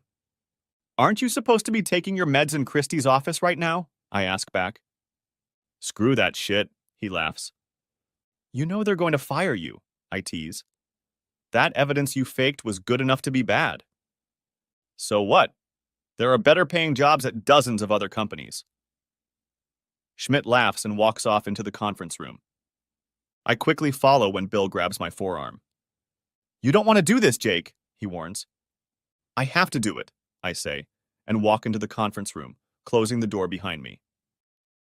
I walk right up to Schmidt. He's a few inches taller than me, but that doesn't scare me. You're never going to get that partnership, asshole. You'll be lucky to get out of jail. I fall to my knees as pain rolls across my face. I never realized or saw the forearm smash into the bridge of my nose. Stunned, I hear him laugh. You were always such a damn wuss. A goddamn lawyer wuss, he laughs. I try to clear my head, focus my vision. I'll tell you one thing, he continues. You're a good lawyer, except for one thing. You don't see the big picture, or at least you don't see it as well as I do. I'm going to destroy you, I mutter. Schmidt laughs. See, Vickers, you proved me right when you came in here and started talking about partnerships and proof. Do you really think it's all about partnership? Of course it is, I mutter. It's what you've been pushing for all along. It's also how to screw me. Schmidt laughs again. See, you're still proving me right. This had nothing to do with any goddamn job. It was about your wife. Unfortunately, that bitch wouldn't have given me the time of day in college, but she's sure as hell about it now. He laughs. You piece of shit, I hiss, my vision starting to come back into focus. You're a goddamn wuss. He growls. You don't get it, do you? You lost, asshole. My vision suddenly clears in blinding rage, and I jump up from my seat. Towering over him, I throw my head back and feel the back of my head smash into his nose. Leaning back as far as I can, I throw a few punches. I just started entertaining your life, I say. Bill looks at me, raising an eyebrow. You're making your lawyer's life interesting, he says. Are you okay? I've gotten better, I answer. But not bad, actually. He smiles. Let's get out of here. One thing first, I say as he groans. Seriously, I have to do this. Follow me, please. I walk the short distance to where marketing was. I walk straight to Schmidt's office and have mixed feelings when I find his administrative assistant at her desk. She watches me approach her desk and has a look of concern and surprise on her face. Betty, I begin. I don't want to get you in trouble. I just want to know one thing. Was my wife here yesterday?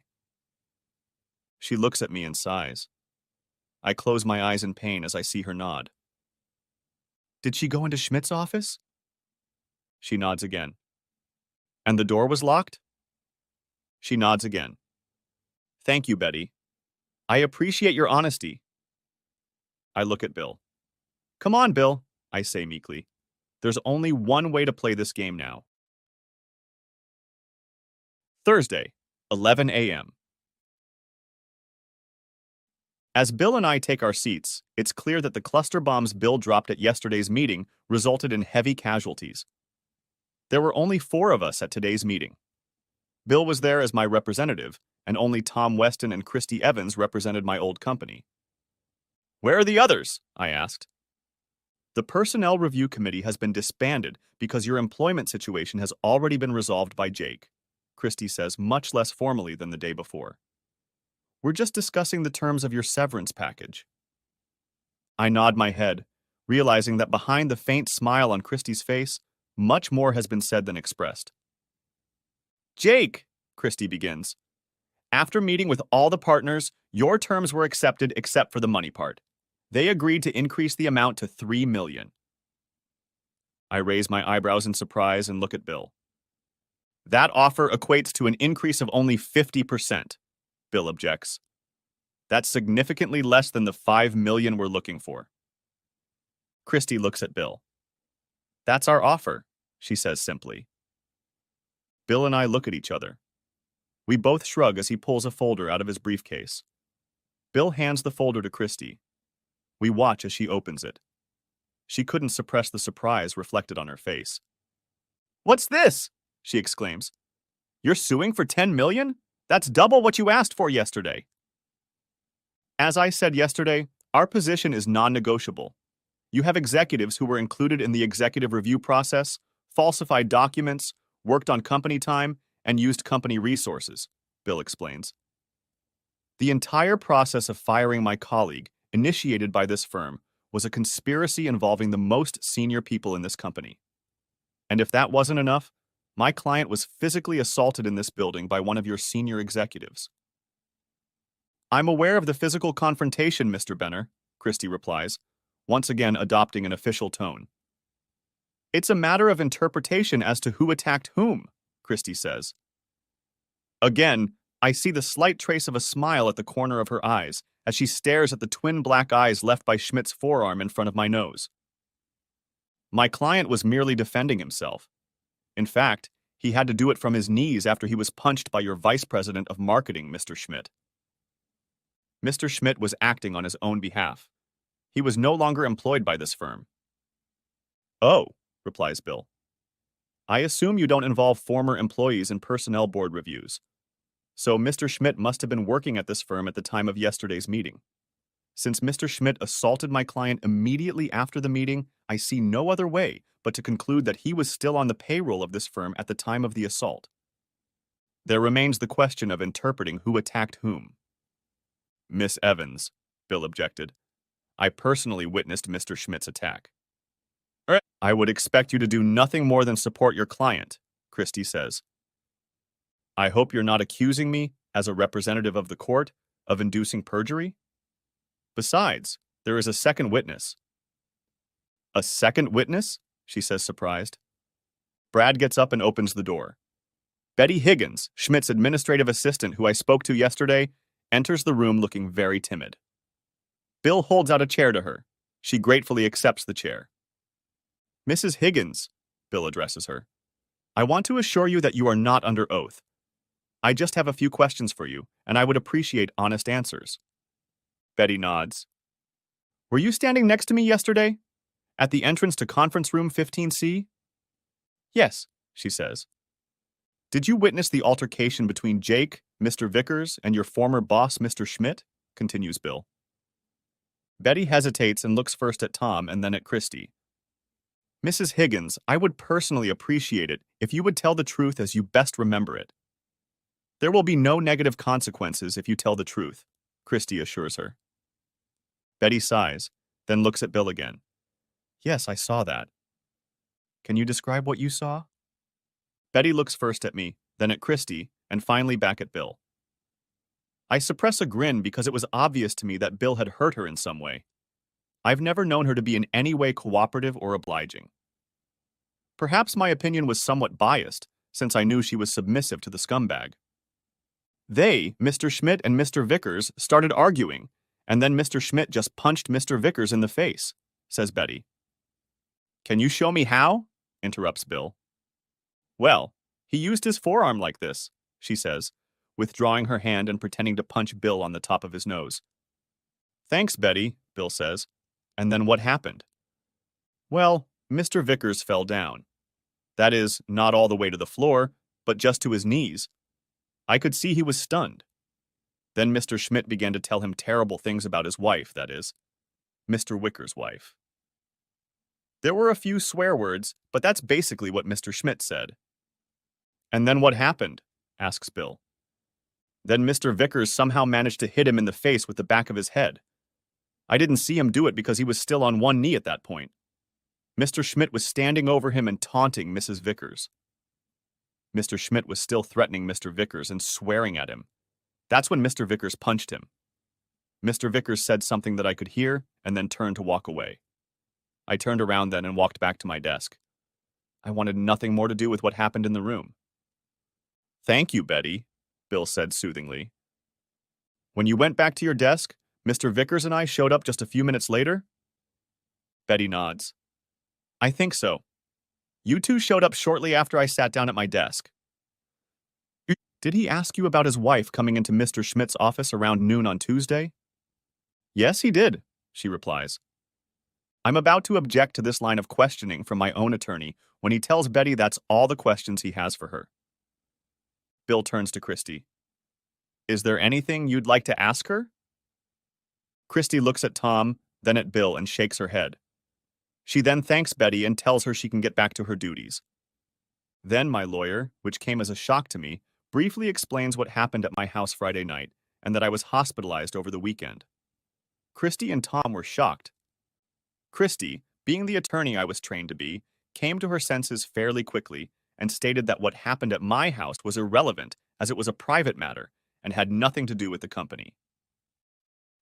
Bill claims that both Mr. Schmidt and Mr. Hinckley conspired against me, that they used company resources in an attempt to discredit me and commit felonies and subverted the very HR process to get me fired. Furthermore, Mr. Schmidt had admitted before witnesses the day before that he had done all of this using company resources and procedures in an attempt to gain control over Mr. Wicker's wife. Thus, what happened on Friday night, even though it was my private residence, was simply a continuation of the criminal and civil violations that are generated within the walls of this firm. Bill then adds that he thinks any judge would agree with that argument and allow the jury to hear all the testimony. Finally, Bill asks Christy how she thinks all of this will play out in the court of public opinion. Christy glances at Tom and asks that she and Mr. Weston be excused for a 10-minute recess. Once in the hallway, Bill asks, "Do you think they'll go for it?" asks Brad. "I don't see them having a choice. They know that if we go to court, the newspapers will trash it. That's not the kind of publicity a company like this needs. However, I don't think they'll settle for the full $10 million. After about 15 minutes, they both come back into the room looking grim. Christy looks at me. "Jake, I can offer you a maximum of $6 million. That's the most they'll agree to.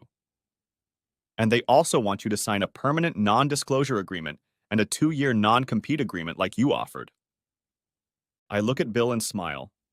We really only needed the $5 million, and the non-compete clause didn't bother me personally. I nod back at Christy and smile, reaching across the table for her to agree. After a few words between Christy and Bill, who needed to meet to work out the details, Bill and I leave the conference room and head for the elevators. "Mr. Vickers?" I hear behind me. Bill and I turn around and see Betty Higgins rubbing her hands together nervously. "Betty?" I ask. "Is something wrong?" "Well," Betty says, "yes and no." "What is it, Betty?" "Is it about yesterday, when you asked me about Mrs. Vickers going into Mr. Schmidt's office?" The sudden angry look on my face made Betty take a step back. Bill took a small step toward her and said, "Go on, Mrs. Higgins. What did you want to say?" "Well," Betty said, not knowing how to continue, "I wasn't surprised that you asked me those questions, Mr. Vickers. But I was surprised by the one question you didn't ask." I look at her puzzled. "You didn't ask me how long Mrs. Vickers was in his office yesterday. She locked the door like I said, but she was only in there for a minute, maybe 2, no more. And when she came out, she looked very angry." I glanced at Bill, and he returned my gaze. Thank you for telling me about it, Betty. I'm sorry if I alarmed you, I tell her. Is there anything else you'd like to share? No, Mr. Vickers. Well, yes, I'm sorry that all of this happened to you. Thanks, Betty. I appreciate that. Bill and I watch as she turns and walks away. So? Asks me Bill. So what? Asks me. Yesterday, when you found out she'd gone into his office, I saw you finally give up, and I thought your heart had completely hardened against her. Now it's obvious that nothing happened in that office yesterday. Does that change anything? Asks Bill. I look at Bill for a very long time and then say, Not a damn thing, Bill. Not a damn thing. When I heard those tapes from Tuesday, it was over for me. I just hadn't realized it yet. At that moment, the elevator bell rang and the doors slid open. Bill and I stepped inside, and I watched the doors of yet another aspect of my life close for the last time. Thursday, 4:30 p.m. Once again, Bill and I are escorted into my wife's office. This time at their request, although truth be told, we would have asked for another appointment anyway. It was time to end this once and for all. I immediately notice that Susie looks much better than she did the day before, although she still has trouble looking me in the eye. After we sit down, Vicky says, Jake, Susie has withdrawn her petition for divorce. She admits.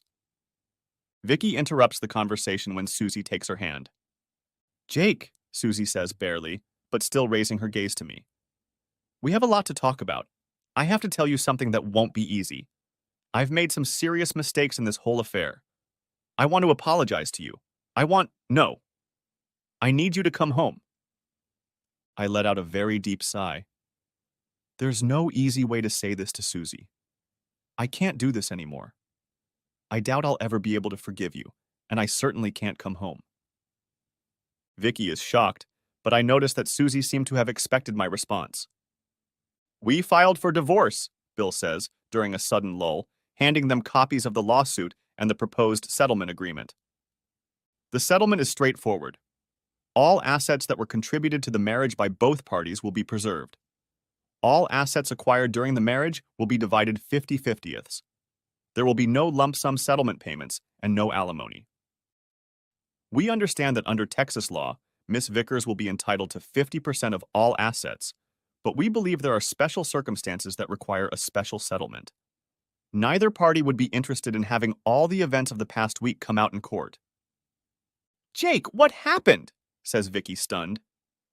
Susie puts her hand on Vicky's arm to silence her. I realize that Susie still hasn't told her lawyer about any of the things she did with Schmidt. I've had enough. Vicky, I say in a caustic tone. Obviously, your own client hasn't told you what she was involved in, so let me give you a brief overview. I look at Susie, and she lowers her head and looks at her hands again. When I came home last Friday after being away for almost 2 weeks and the day before our anniversary, my wife seduced and tricked me into sitting in a chair, immobilizing me, and started cheating on me in front of my eyes. Vicky looks at me, then at her client, then back at me, her mouth seemingly ajar. I regained consciousness over the weekend in the hospital, alone. Oh my God, I heard Susie say, with a look of horror on her face. I ignored her, focusing on the lawyer. When I was released from the hospital, my wife put a restraining order on my house. I discovered that all of our money had been taken out of our accounts and all of my credit cards were listed as stolen. The next day, I was served with divorce papers and informed that my company wanted to fire me. Over the next 2 days, I gather enough evidence to completely destroy all the fabricated and fake evidence that has been gathered against me. As bad as this week has been, if nothing had happened, I would still be trying to save my marriage. Unfortunately, it didn't. The 4 of us met on Tuesday, and in just 24 hours, we were able to present enough evidence to cast doubt on both the affidavit and the photos. I realize that neither of you two can admit to this, but I know as well as you do that there are doubts brewing in your minds. In spite of these doubts, I learned that my wife left this office on Tuesday night, where she met my bitter adversary and amused herself with him in my bed in my house, as she had been amusing herself with him for the past few days. I first found out about it on Tuesday night. Every morning as I've sat here this week trying to convey to my wife that all these allegations are false, she's laughed at me. I look at Bill and nod. Bill reaches into his trusty briefcase and pulls out a cassette tape. This is a copy. It's a recording of Schmidt's phone call from my bedroom Tuesday night. I'll let you two listen to it at your leisure, but the gist of it is that Schmidt is planning to throw you a fun party this weekend. Of course, if you still want to do that, I suppose you could call him. I look at Susie. Tears are rolling down her cheeks. For the first time since I've known her, tears don't make me feel anything. I sigh. I've done enough damage for one day. Bill and I should have left, but I couldn't leave it at that. I need to tell you two more things, Susie. One, you need to take the test. Second, I will always love you, but I can't be with you anymore. I don't know who you are anymore. I don't understand how you could so easily believe I was cheating on you. I don't understand how you could betray me the way you did. I don't understand how you became so evil. I don't understand how you could continue to date Schmidt, even after you had suspicions that I may not have been cheating. Do you have so much revenge in your heart? A few nights ago, I sat in my hotel room thinking about all the questions that needed answers. I still have a lot of questions, but I don't care about the answers anymore. I think I finally understood the old saying, the one that says, dig two graves before you go out for revenge. Susie, you've buried us both. The end. If you haven't watched the first part of this video, the link will be in the description. Thanks for watching, I hope you enjoyed it, so subscribe to my channel and watch the next video.